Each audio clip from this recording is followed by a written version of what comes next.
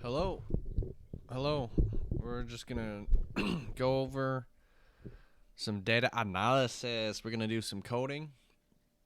And we're going to do a little bit of back testing. Oh boy. And I pressed start on this thing and it might take too long. I hope it shows. Otherwise, it sometimes pauses. And then I have to restart the whole system. Yes. It works. Okay, I got to save right away. Thank you. All right. So, essentially, I just want to show what I'm trying to do. So I've got some statistics that are pretty interesting, I must say. So I was doing this study, right? I was doing this study where the market closes at 3 p.m., right? And then at 3 p.m. my time, Central Time. And then overnight it can go up or down. And then it might create a gap. So let's say 8:30 the next day opens up. What happens then? Oh, well, 8:30 opens high when it closed the previous day here. And overnight kind of drifted up towards here. Okay, well, now there's a gap, right? What percent of the time does it fill the gap? And here are the stats. Over 266 days, it's a full year. Full year of study here. 62% of the time it fills the gap. And that's only within 8 points. I did a range. Like if the gap is large, if the gap is small, only 8 points or less, it fills at 62% of the time. Really not that much, to be honest with you, right? So there's not much we can do about the gap fill. I don't think it's worthy of just taking outright. However, when we see the gap fill, I was always concerned, like, all right, well, what if the gap's the futures gap, like 4 p.m.? Futures close at 4 p.m., the stock market closes at 3 p.m. There's that kind of hour difference. Which one do I pick? All right, let's do 4 p.m. Screw it. Let's just do the closest one. So let's say the market's upwards. Let's say the market's up. Overnight, market's up. Let's say it closed here. It opens here, whatever. Here's the gap. I don't know. I mean, I'm just saying. Fine. You want an actual example? Whatever. The nearest gap, so 3 p.m. or 4 p.m., it closed. 8:30 the next day opens. Which one's closer, 3 p.m. or 4 p.m.? Whichever one is closer, then what are the stats? And it becomes wild, bro. It becomes within 8 points. It becomes 95 out of 111. That's 85% of the time. That's good. That's really good, dude. So 85% of the time it fills at least the nearest gap. Gee whiz! So, but this number is quite different, right? You see this? A lot of times it fills the nearest one, but then, it doesn't actually fill the further one. So it fills 4 p.m. gap if that's the closest one, and then it does not fill the 3 p.m. gap. And I'm thinking, that's a discrepancy. That's weird. So I'm using 3 p.m. to 4 p.m. as a zone.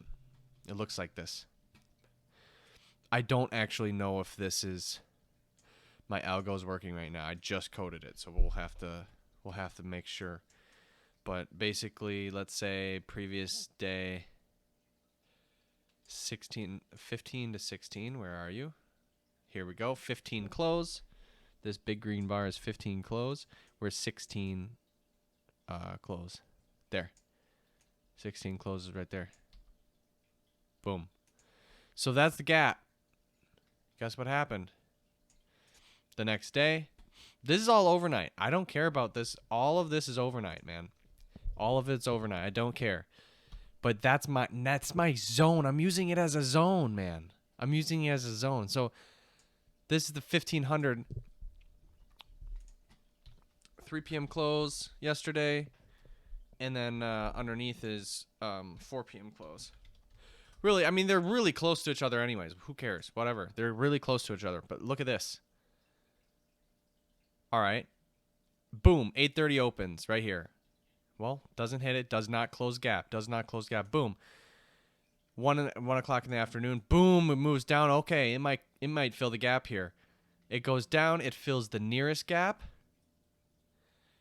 If you can see that, it does not fill the 4 p.m. gap. It fills the 3 p.m. but not the 4 p.m. So it fills the nearer of the two, but not the further one. And then it rips upwards, and then we catch a profit. We use it as a zone. Look at it. I mean, I didn't even look at this, and it happens to be a win because the stats show it's like. See, so it went up, right? We're not saying that it's gonna go up to the moon. We're just saying that the stats don't lie. 33. If you do actually do the math, it's so 62% fill the 3 p.m. gap. But what about the nearest gap? 85% of the time it fills the nearer gap. But only 60% of the time it fills the 3 p.m. gap. So it's not about 3 p.m., 4 p.m. anymore. It's just about near or far. They're both equivalent. Is it going to be a partial gap fill where it's going to fill the futures close, not the stock market close, or vice versa? Or is it going to fill both of the gaps? It's going to fill the full thing. And a lot of the times it's partial. Look at how many times it's partial. The stats jump 33 occurrences. It jumps upwards. It jumps. So this is a good thing. That means if we do the math, it's 33. So it's about 30. I already did it. I'm not that smart. I already did the math. 35% of the time, it does that partial fill. All right. 35% of the time, it does exactly what we just did, what we saw here. Whether it goes in the afternoon like this one or right away in the morning or whatever happens. This occurs where it does not cross both gaps. And this is a little box of gold right here. This is that little zone. I'm telling you, I think it's going to be a good algo. I really do. So this one worked. I just need to know if everything's working. So that's what we're going to be episode 2 is just going to be looking at the code and just troubleshooting just to make sure, because I just wrote it just to make sure. I mean, this looks right, but I need to know if stops are operating. We need to go through every scenario, and then we're going to back test it. Then we're going to test it, see what happens. I test it, meaning back test, no real money, but test on the historical data. But we will see. All right, peace. Get used to, but there's no man as terrified as the man who stands to lose you.